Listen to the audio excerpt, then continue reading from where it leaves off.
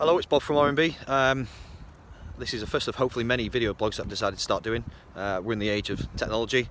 I'm a millennial, would you believe? So I thought it's probably best if we kick these off.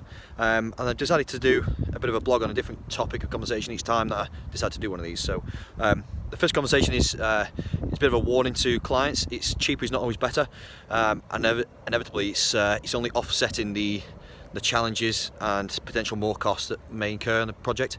A bit of a story for you. So about 12 months ago, we got invited to tender for a project in Bishop Stortford from Stewart Architect, fantastic architects by the way. This was for a fairly sizable extension for a couple of clients.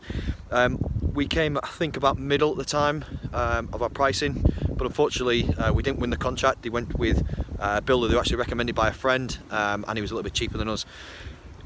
Fast forward about 6 months, so this was about 4 months ago for us.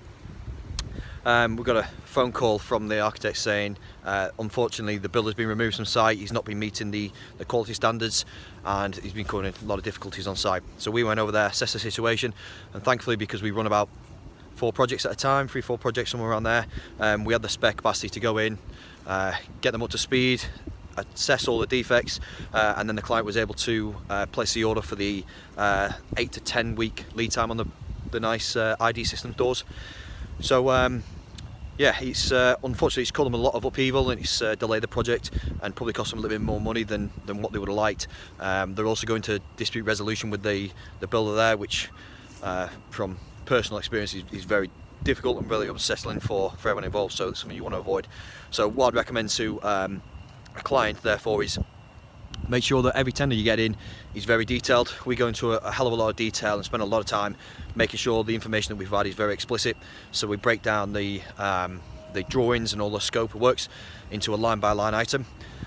We also recommend that the client puts together a bit of a brief and a bit of a design brief. The Stan Starbucks clients that we've done have been exceptional at this, and it just removes any grey areas. There's a lot of momentum and a lot of want to start going on a building project, especially being design and building it for, you know, a year plus sometimes for clients. Take your time, make sure it's right, and make sure there's no grey areas, and go down to the level of detail. You know, the colour of the sockets, is there anything specific there, the grade and the specification of the windows, the colour of the windows, the colour inside and outside of the windows, any landscaping that wants to be included or omitted, logistics.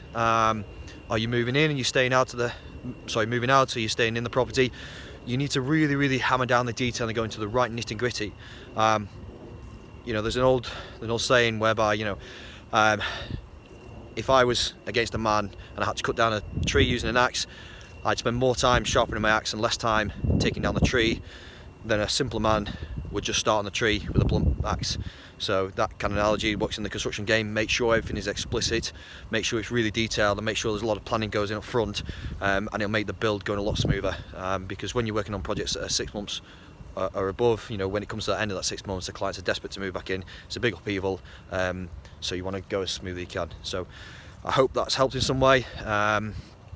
It's just about cheap is not always better, and go into a lot of detail pre-construction wise. I'll do a couple more topics in due course. Thank you.